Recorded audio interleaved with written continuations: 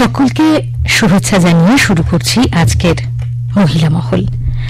আর আপনারা এতক্ষণে তো জেনে গেছেন যে আমাদের আজকের মহিলা মহলের অতিথিকে। যদি নাও জেনে থাকেন তাহলে একটু কান রাখুন আমাদের সঙ্গে, তাহলে বুঝতে পারবেন আজ মহিলা মহলে কি নিয়ে কথা হবে। তার আগে একটা গান শোনাই আপনাদেরকে, তারপর বাকি কথা।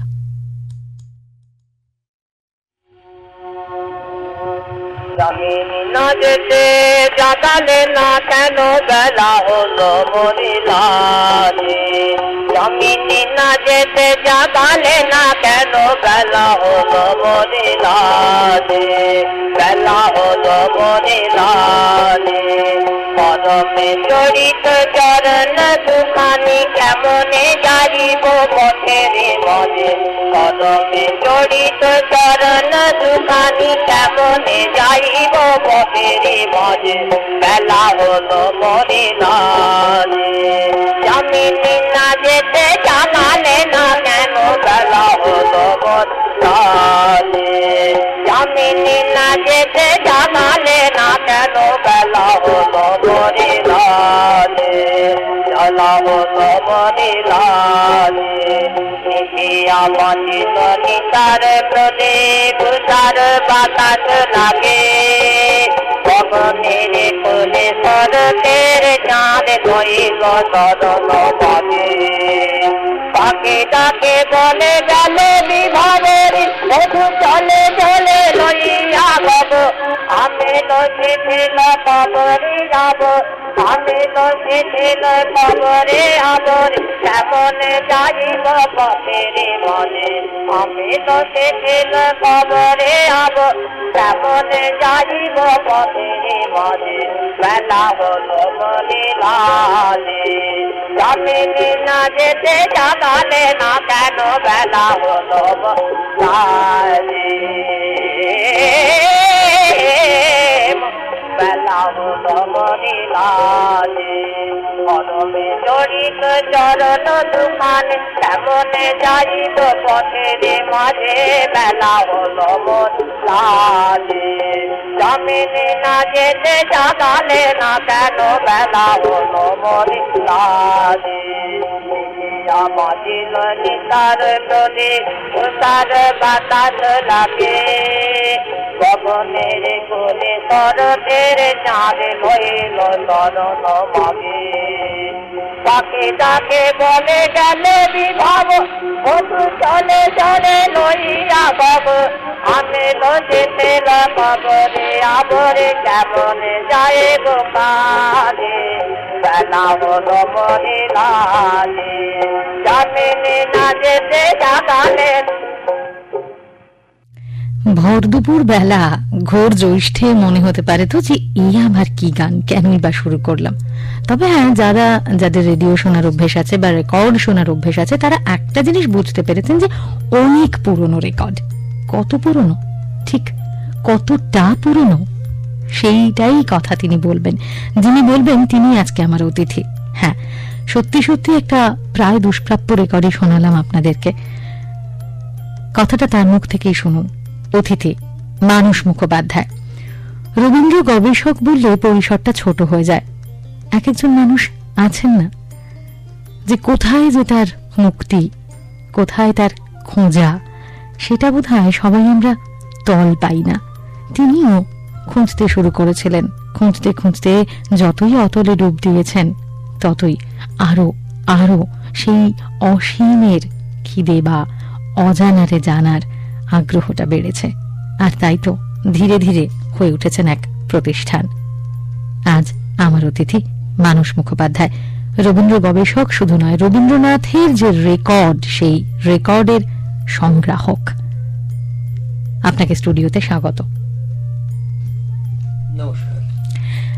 যে রেকর্ডটা বাজালাম সেই রেকর্ডের তথ্য দিয়েই যদি শুরু করেন শ্রোতাদের উদ্দেশ্যে। হ্যাঁ, এই রেকর্ডের শুরুটাই হচ্ছে যে আমাদের যতদূর জানা আছে HMV থেকে আমাদের যে সমস্ত তথ্য পেয়েছি আমরা তাতে জেনেছি যে 1904-এর মানে আজ থেকে প্রায় 120 বছর আগে রবীন্দ্রনাথের এই গানটি তখন গেয়েছিলেন দ্বিজেন্দ্রনাথ বাগচি। তখন তো রবীন্দ্রনাথের গান এই রেকর্ডের উপর রবীন্দ্রনাথের নামই লেখা থাকতো না। তো রবিবাবুর গানের আমল সেটা, শুধুমাত্র একটা রাগ, যে রাগের উপর সেটা আধারিত সেই রাগটা লেখা থাকতো, একটা গানের নাম লেখা থাকতো আর শিল্পীর নাম লেখা থাকতো। সেক্ষেত্রে সুরকার বা গীতিকার কোনোভাবেই রবীন্দ্রনাথের নামই থাকতো না সেই সময়ের গান এটি। সুতরাং কিছুটা কথা, যেমন কেন যামিনী না যেতে জাগালে না, সেটা শুরু হয়নি, শুরু হলো যামিনী না যেতে জাগালে না। এবং এত পুরনো দিনের গান, 120 বছর গানের একটা অন্য মাধুর্য আছে, ইতিহাস সাক্ষ্য দেবে সেটা। সেই জন্য আমাদের ভালো লাগা এবং তাকে তুলে ধরা, যে এতদিন আগে রবীন্দ্রনাথের গান কেমন ছিল এটা জানানো গেল। এবারে যদি আপনার এই বিপুল সংগ্রহশালার ক্ষেত্রে আসি, সেক্ষেত্রে বলবো শুরুটা কিভাবে হয়েছিল এবং আপনার সংগ্রহশালার যে বৈশিষ্ট্য সেইটুকু, বা আপনার যে বিপুল কাজ সেটা সম্পর্কে যারা শুনছেন তাদেরকে যদি একটা ধারণা দেন। প্রথমত আমার বাবা এবং জ্যাঠামশাই দুজনেই স্বাধীনতা সংগ্রামী ছিলেন, এবং সে সময় আমার জন্মের আগে তখন আমাদের বাড়িতেও একটা ওই দম দেয়া গ্রামাফোন ছিল। ওই রবীন্দ্রনাথের দেশাত্মবোধক গানগুলো শুনে তারা অনুপ্রাণিত হতেন, বহুবার কারারুদ্ধ হয়েছেন তারা। এই তখন থেকেই বাড়িতে বেশ কিছু গানের সংগ্রহ ছিল, কিন্তু খুবই সামান্য, সে হয়তো 20 থেকে 50টা হবে। তার বড় হয়ে যখন আমি দম দিয়ে পিন পাল্টে গানগুলো শুনতে আরম্ভ করি, আস্তে আস্তে তারপর রেডিও থেকে বিভিন্ন গান শুনি, তখন দেখি যে গানটা ভালো লাগছে কিন্তু আমাদের সংগ্রহে নেই। যদি এমন একটা সংগ্রহ করা যায় যেখানে সমস্ত রবীন্দ্রনাথের গানের রেকর্ডের একটা একত্রীকরণ করা যায়, তাহলে কেমন হয়, এই ধারণা নিয়ে আস্তে আস্তে শুরু করেছিলাম। সেটাও তো প্রায় 50 বছর হয়ে গেল। তো সেই সংগ্রহ করতে করতে এখন এইটুকু জেনেছি যে রবীন্দ্রনাথের গান, কবিতা, আবৃত্তি, নাটক, যা কিছু তার যা প্রকাশিত রেকর্ড, সেই প্রকাশিত রেকর্ডের প্রায় 95% রেকর্ড আমার কাছে আছে। এখনো কিছু পাইনি, তার জন্য আমি এখনো খোঁজ চালাচ্ছি। রবীন্দ্রনাথের প্রকাশিত, মানে রেকর্ডে প্রকাশিত গানের সংখ্যা কত? 2232টা গান উনি লিখেছিলেন, তার মধ্যে 1890টা গান স্বরলিপিকৃত হয়েছিল, আর 1890টা গান কিন্তু স্বরলিপিকৃত হলেও রেকর্ডেড হয়নি।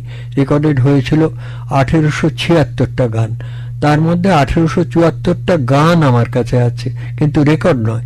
রেকর্ড আর গানের অনেক তফাৎ, কারণ রেকর্ডেই গান হয় ঠিক কথা, কিন্তু একই গান বহু শিল্পী গেয়েছেন। সেই বহু শিল্পী, ধরুন একটা গান 16 জন গেয়েছেন, 16 জনের 16টাই আমার কাছে আছে। কিন্তু এমন দুটো গান, যে দুটো গান আনতে গেলে সেই পার্টিকুলার দুটো রেকর্ডই আমার সংগ্রহে আনতে হবে। যেমন এই যে যামিনী না যেতে জাগালে না, যে গানটা আপনারা শুনলেন, এই গানটা হেমন্ত মুখোপাধ্যায়ের খুব বিখ্যাত গান। আমি এই গানটা যদি না পেতাম, গানটা কিন্তু শুনিয়ে দিতে পারতাম আমার আর্কাইভে, যে এই গানটা এরম ছিল। কিন্তু ওই দুটো গান শোনাতে গেলে সেই বিশেষ দুজনের গান আমাকে আনতে হবে, রেকর্ডটা আনতে হবে। সেই দুজনের রেকর্ড আমার কাছে নেই। সেইটা হলে ওই দুটো গান আমার কাছে এসে যেত। সেটা খোঁজ চলছে, কিন্তু খুব। কোন দুটো গান? দুটো গানের মধ্যে একটা হচ্ছে শরৎচন্দ্র চট্টোপাধ্যায় গেয়েছিলেন, আর একটা গিয়েছিলেন ভবসিন্ধু দত্ত। তো এই দুটো গান মানে তখনকার দিনে ব্রহ্মসঙ্গীত ছিল, সেই ব্রহ্মসঙ্গীত দুটো আমার সংগ্রহে নেই। আর অন্য কেউ সেই সময় গান নেই, তখন তো 50টা করে গান হতো, অর্ধেক ভেঙেও গেছে, আর অর্ধেক হয়েছে কি অনেক মানুষের স্মৃতি রক্ষা করার জন্যে তারা ওই ট্রাঙ্কের ভেতর বন্দি করে রেখে দিয়েছেন, সেগুলো তো আর আমরা পাইনি। তো তোমারই ইচ্ছা হোক পূর্ণ বলে একটা গান গেয়েছিলেন শরৎচন্দ্র চট্টোপাধ্যায়, আর একটা ওই তোমারই ইচ্ছা হোক পূর্ণ, এই গানটা শরৎচন্দ্র চট্টোপাধ্যায়ের গাওয়া রেকর্ড। আরেকটা রেকর্ডও বেরিয়েছিল, সেটাও আমি সংগ্রহ করেছি, কিন্তু এই রেকর্ডটা আমি পাইনি। ভবসিন্ধু দত্তেরও একটা গান ছিল, সেই গানটাও, সেটাও ব্রহ্মসঙ্গীত, সেটাও আমি সংগ্রহ করতে পারিনি। সেইগুলো হলে, ওই দুটো হলে তাহলে হয় কি, যে আমি বলতে পারি যে রেকর্ডেড গান যেগুলো হয়েছে সেগুলোর সবই আমার কাছে আছে।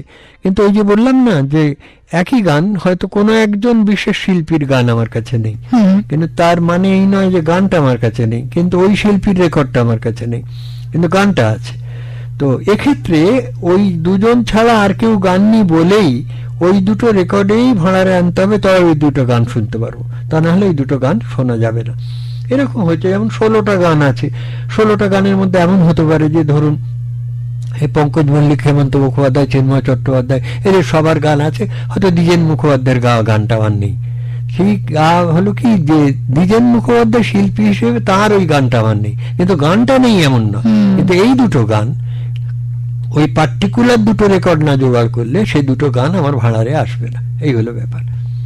এই যে বিপুল সংগ্রহ, এইটা গড়ে তোলার পিছনেও তো একটা সাধনা আছে, শুধু শ্রম বললে ভুল হবে, কারণ সাধনা ছাড়া এই একক চেষ্টা, এই প্রতিষ্ঠানই তো হয়ে গেছেন আপনি, গড়ে তোলা সম্ভব নয়। তো কি করে তৈরি করেছিলেন, মানে কি করে সংগ্রহ করেছিলেন একটা একটা করে রেকর্ড, তার যদি কিছু কথা শোনেন। আসলে যেটা আমার মনে হয়েছিল যে এমন যে গান, যে গানটা আসলে রবীন্দ্রনাথের গান যদি আমরা সেইভাবে তন্ময় হয়ে শুনি, আত্মস্থ করি, সেগুলো যেগুলো আমার গোড়া থেকে আমার মধ্যে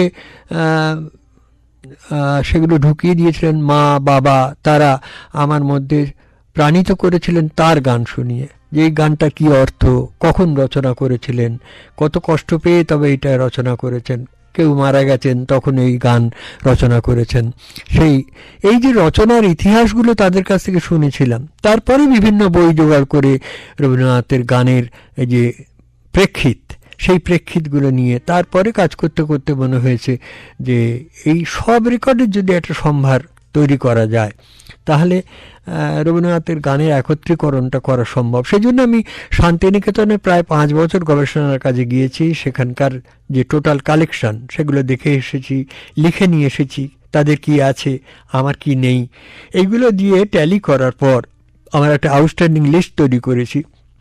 সেই লিস্ট ধরে ধরে একটা একটা করে গান আর ওই আস্তে আস্তে দাগ মেরে মেরে কেটে কেটে দিতাম, এই গানটা পেলাম, এই গানটা পেলাম। এই কাটতে খুব আনন্দ হতো যে ঘরে একটা এলো আর একটা বাদ পড়ে গেল। এইভাবে করতে করতে এখনই প্রায় শেষ মুহূর্তে এসে গেছি বটে, কিন্তু শেষকালে এসেও তরি তীরে ডুববে না। তার কারণ হচ্ছে তীরে পৌঁছানোটা খুব মুশকিল। এখন রেকর্ড প্রায় বাজারে পাওয়াই যায় না, আর যদি বা পাওয়া যায়, আজ দীর্ঘ 15 বছর হয়ে গেল আমি রিটায়ার করে গেছি। অর্থনৈতিক দিকটাও তো দেখতে হবে। এখন এত দাম রেকর্ডের যে সেই রেকর্ডগুলো পেলেও আমাদের পক্ষে কেনা খুব মুশকিল। কোনো জায়গা থেকে কোনো সাহায্যই আমি পাইনি, একদম সম্পূর্ণ একক প্রচেষ্টায় কেনা। সুতরাং সেই দিক থেকেও খানিকটা লিমিটেশন আছে যে আমি পাচ্ছি না জেনেও। আর তারপরে রেকর্ডও বাজারে নেই প্রায়। তারপর রেকর্ড চালাবার মেশিনগুলো নষ্ট হয়ে যাচ্ছে, রেকর্ড প্লেয়ারগুলো চলছে না, ফলত রেকর্ডের উপর এই যে অনীহা মানুষের, সেই জন্যে রেকর্ড যারা বিক্রেতা তারাও বিশেষ করে রবীন্দ্রসঙ্গীত, অন্য গান তবু চলছে, হিন্দি, আধুনিক বাংলা সিনেমা এগুলো যেভাবে চলে, রবীন্দ্রসঙ্গীত সেভাবে না। এর তো একটা আলাদা গোষ্ঠী আছে, আলাদা মানুষ আছেন যারা এই গান শোনেন।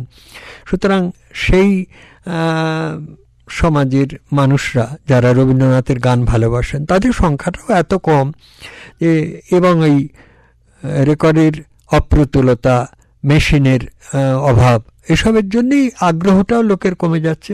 সঙ্গে ওই রেকর্ড যারা বিক্রি করেন তাদের ওখান থেকে রেকর্ড আসাটাও কমে যাচ্ছে। ফলে আমাদের খুব অসুবিধে হচ্ছে শেষের দিকটায় আর কি, আর সামান্য কিছু রেকর্ড বাকি আছে। তবু এখনও চেষ্টা করে যাচ্ছি, দেখি কতদূর কি হয়। আপনি যখন এই রেকর্ড সংগ্রহের কাজটা শুরু করেছিলেন, ধরুন তখন তো এত সোশ্যাল মিডিয়া ইত্যাদি আসেনি, তো খবর পেতেন কি করে? ধরুন কোথা থেকে কোথায় রেকর্ডগুলো যে এক একটা জায়গায় সংগ্রহ করতে যেতেন, সেই খবর আপনার কাছে এসে পৌঁছতো কি করে? আসলে যখন আমি বেশিরভাগ রেকর্ড সংগ্রহ করেছি, আগে তো প্রথম দিকে একদম গোড়ার দিকে তখন মা পাড়ার যে দাদারা চাকরি করতেন তাদের হাতে 20 টাকা দিয়ে বললেন ওকে একটু ধর্মতলায় নিয়ে গিয়ে রেকর্ডের দোকানে 2-1টা রেকর্ড কিনিয়ে দিয়ে তারপর বাসে তুলে দিও, তাই তুলে দিতেন। সেইভাবে চলে এসেছি। তখন 2-1টা করে রেকর্ড সংগ্রহ হতো। তারপরে 73-র পর থেকে আমি চাকরি করি যখন, তারপর থেকে ওই ওয়েলিংটন স্কোয়ারে ওখানে জ্যোতি সিনেমার সামনে প্রচুর দোকান ছিল। শিয়ালদায় একটা সময় আমি যখন 1970 সালে যেতাম ওখানে কলেজ লাইফে, তখন দেখেছি যে ওখানে অন্তত 10-11টা রেকর্ডের দোকান ছিল। এখন সেগুলো উঠে উঠে উঠে উঠে অন্য প্রফেশনে চলে গেছে লোকেরা। এখন মাত্র একটা দোকান আছে, শুধুমাত্র একটা দোকান। আর ওলিংটনে এখনো কিছু দোকান আছে, সেই সব দোকানে গেলে তারা চেনে জানে, গেলে কোনো মানে সেই ধরনের পুরনো রেকর্ড যেটা আমার কাজে লাগবে এটা মনে করলে ওরা আমাকে ছবি পাঠায়, খবর দেয়, আমি তখন যাই, গিয়ে আবার সেই রেকর্ডটা কালেক্ট করি। বা এমনও হয় ওদের মনে হচ্ছে যে এটা একটা দুষ্প্রাপ্য রেকর্ড, এটা বোধ হয় মানসবাবুর কাছে নেই, কিন্তু আমি শুনে বললাম না, ও রেকর্ড আমার কাছে আছে, ওটা আর লাগবে না, এরকম হয়। তারপরে মাঝে মাঝে অনেক রেকর্ড আসে, আবার দেখতে যাই, গিয়ে তার মধ্যে থেকেও একটা এমনও হয় যে আমার আউটস্ট্যান্ডিং লিস্টের বাইরে এমন একটা গান যে গান আমি কখনো কোনো লিস্টে দেখিনি, তেমনও গান পেয়েছি, সে গানও আমি আমার কালেকশানে রেখেছি। আসলে এই যে অনর্গল কথা বলা, অনেক কথাই তো আমাদের স্বল্প সময়ে অনেক কথা তো বলা হয় না, অনেক কথাই না বলা থেকে যায়। তাই একটা গান শুনি আর তারপরে সেই গানের যে তথ্য সেটা উনি দেবেন, সেটা আপনাদের উনি শোনাবেন। তার আগে সবার জন্য আসুন আমরা সবাই মিলে গানটা শুনে নিই। শিল্পী পশুপতি ভট্টাচার্য, হ্যাঁ, গানটা রইল আপনাদের জন্য।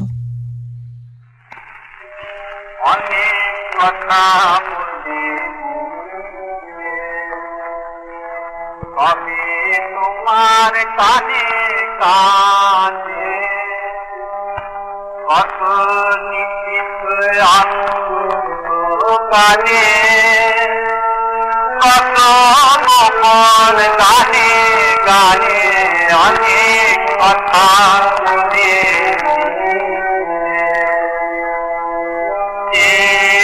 কি তোমার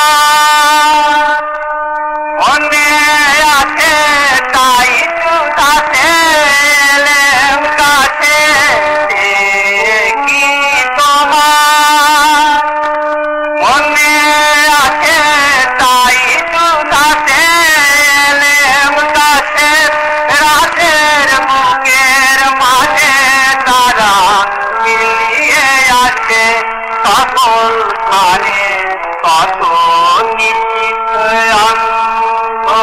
কাজে কত গোপন গানে গানে অনেক কথা বলে,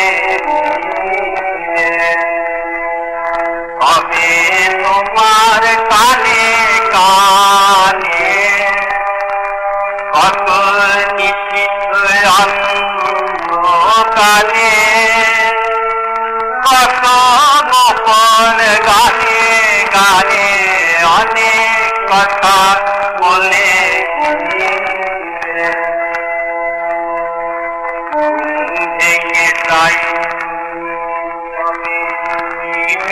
ভাঙর বাতায়নে স্বপ্নে পাওয়া বাদল হাওয়া ছুটে আসে অনেক অনেক তাই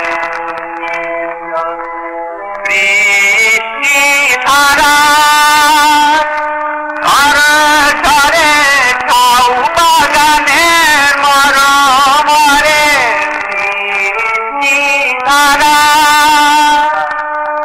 ঘরে খাও বাগানের মরমরে ভিজে মাটির গন্ধে হাজার সেই কথা মোর মনে আনে কত নিশ্চিত কাজে কত গোপন গানে গানে অনেক কথা বলে, তবে তোমার কানে কানে কত নিশ্চিত কাজে কত গোপন গানে গানে অনেক কথা বলে।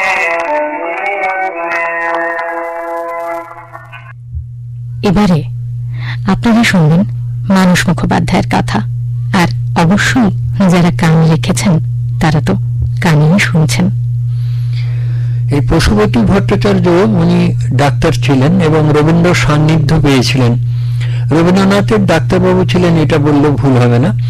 তো রবীন্দ্রনাথের চিকিৎসাও করেছিলেন এবং রবীন্দ্রনাথের হোমিওপ্যাথি চিকিৎসায় ফল দেখে রোগীকে সুস্থ করে দিয়েছেন, দেখে তিনি অবাক হয়ে গিয়েছিলেন। একজন অ্যালোপ্যাথি ডাক্তার হয়েও। সেই পশুপতি ভট্টাচার্য উনি এই গানটি গেয়েছিলেন, অনেক কথা বলেছিলেন। পরের দিকে উনি ওখান থেকে পন্ডিচেরি চলে যান। তো এটা কি শান্তিনিকেতন পর্ব? হ্যাঁ, শান্তিনিকেতন পর্বে রবীন্দ্রনাথকে ওই সময় দেখতেন। আর সেই সময় ওনার যে চিকিৎসা, ইরিসিপ্লাস বলে একটা রোগ হতো সেই সময়, সেই রোগের চিকিৎসায় রবীন্দ্রনাথ তার বায়োকেমিক ওষুধ ব্যবহার করে একজন মানুষকে সুস্থ করে তুলেছিলেন। এটা দেখে তিনি অবাক হয়ে গেছিলেন যে এটা তো অসম্ভব ব্যাপার, আমরা জানতামই না, কিন্তু রবীন্দ্রনাথ তার ওই হোমিওপ্যাথি চিকিৎসায় সেটাকে তাকে সুস্থ করেছিলেন তাদের সামনে। সেই থেকে একটা অন্য মাত্রায় তাকে শ্রদ্ধা করতেন যে রবীন্দ্রনাথ গান কবিতা যেমন করেন তার সঙ্গে এই হোমিওপ্যাথি চিকিৎসায় যে তার এত জ্ঞান, এগুলো দেখে তিনি অবাক হয়ে গিয়েছিলেন। এবং দীর্ঘদিন ধরে তিনি রবীন্দ্রনাথের সান্নিধ্য পেয়েছিলেন, রবীন্দ্রনাথের চিকিৎসাও করেছিলেন নানাভাবে। তারপরের দিকে তিনি পন্ডিচেরি চলে যান। আরেকটা কথা আপনি সেদিনকে বলছিলেন যে প্রথমে তো ধরুন রবীন্দ্রসঙ্গীত, রবিবাবুর গান থেকে যখন রবীন্দ্রসঙ্গীত হলো সেখানেও প্রথম দিকে সম্মেলক বা সমবেত যে সঙ্গীত সেইটা গাওয়া হতো, তার অনেক পরে বোধহয় একক গান রেকর্ডিং এর বিষয়টা এসেছে, সেইটা যদি একটু বলেন। সেইটা আগে যখন ওই প্রথম দিকে গাওয়া হতো তখন সম্মেলক গানই হতো শান্তিনিকেতনে, কিন্তু আমরা তথ্য ঘেঁটে দেখেছি এবং সেই রেকর্ডও আমার কাছে আছে। সপ্ত বাজানো একদিনে সম্ভব নয়, তো সেটা ইন্দুলেখা ঘোষ, তিনি রবীন্দ্র সান্নিধ্য পেয়েছিলেন, দীর্ঘদিন শান্তিনিকেতনে ছিলেন, সেখানে গান শিখেছেন, গান শিখিয়েছেন।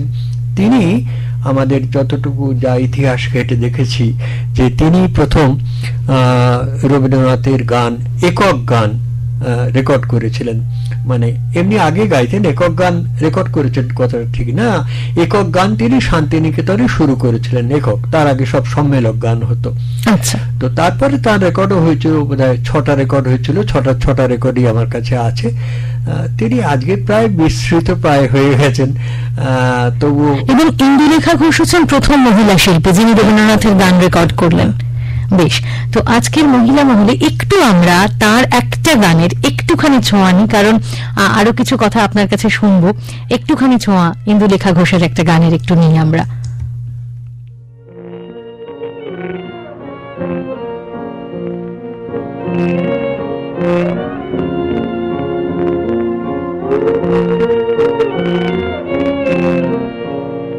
হিয়ার মাঝে লুকিয়েছিলে, দেখতে আমি পাইনি তোমায়, দেখতে আমি পাইনি।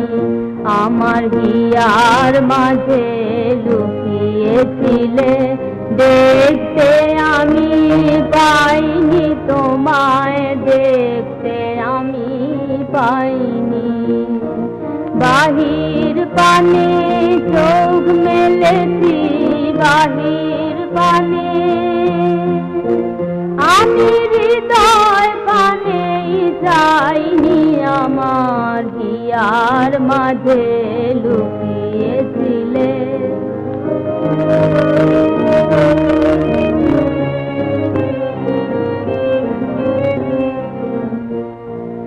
আমার সকল ভালোবাসায়, সকল আঘাত, সকল আশায়, আমার সকল ভালোবাসায়, সকল আঘাত, সকল আশায় তুমি ছিলে আমার কাছে, তুমি ছিলে। আমি তোমার কাছে যাইনি, আমার হিয়ার মাঝে লুকিয়েছিলে।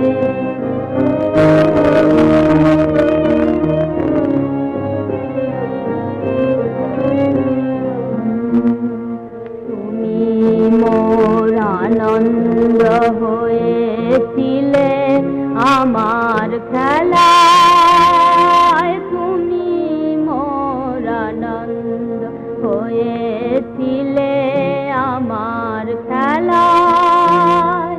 আনন্দে তাই ভুলেছিলেন, আনন্দে তাই ভুলেছিলেন, কেটেছে দিন হেলায়।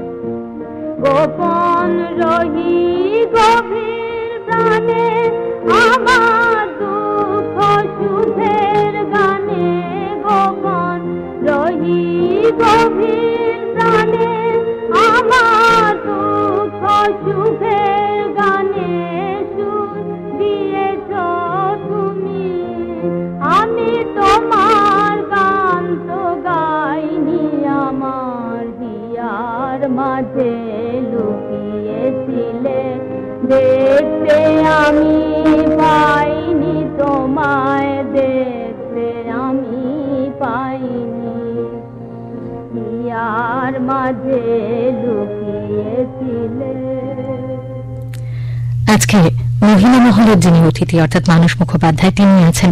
আর প্রথম যে শিল্পী, মহিলা শিল্পী রবীন্দ্রনাথের গান রেকর্ড করেছিলেন, রবীন্দ্রসঙ্গীত রেকর্ড করেছিলেন, সেইটা বাজাবো না তা কেমন করে হয়। ইন্দুলেখা ঘোষের কণ্ঠে গান শোনালাম। একটা গান দিয়ে আমরা আমাদের অনুষ্ঠান শেষ করব। তার আগে সেই গানের প্রসঙ্গ তো আপনি বলবেনই, এবং একটা প্রশ্ন আমাদের সবার মনে জাগে যে আমরা রবীন্দ্রনাথের যত রেকর্ড শুনেছি সেখানে রবীন্দ্রনাথের গলা ভাঙা, কিন্তু আমরা শুনেছি যে তার গলা নাকি অত্যন্ত ভালো ছিল, কণ্ঠ। সেই প্রসঙ্গটার উল্লেখ করে আর যে গানটা শোনাবো তার তথ্যটা যদি আমাদের সবার সঙ্গে একটু ভাগ করে নেন।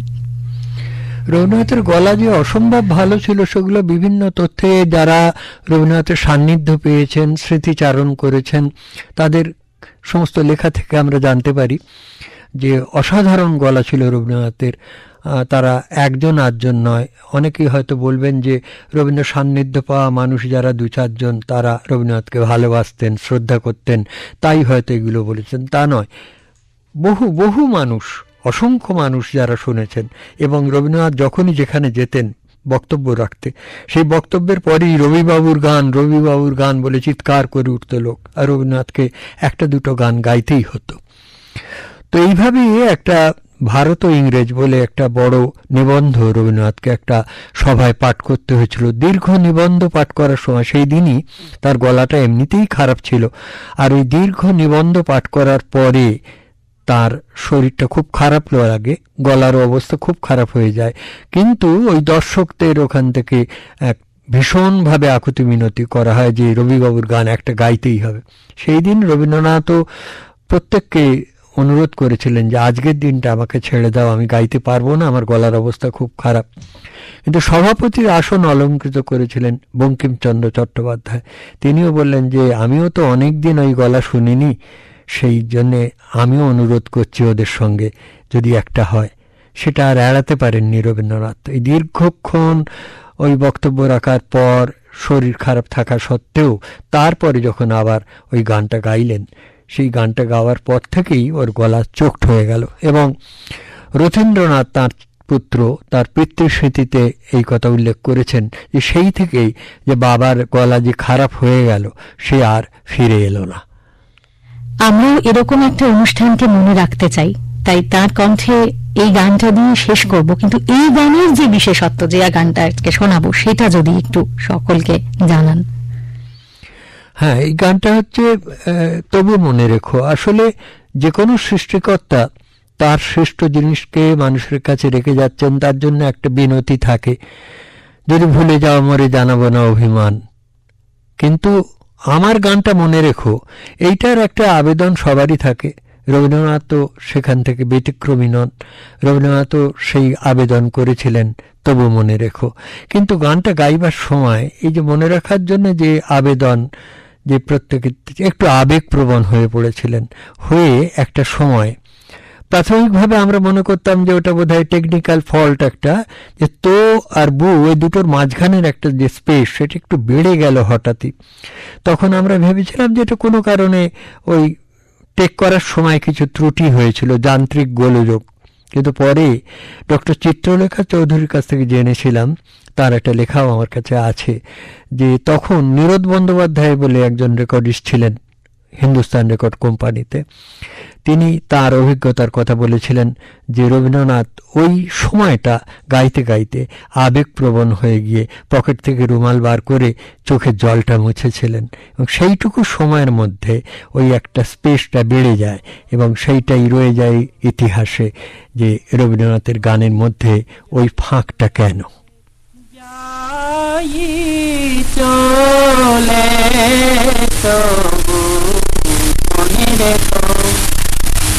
পুরাতন প্রেম ঢাকা পড়ে যায়, নব প্রেম জালে মনে রেখো,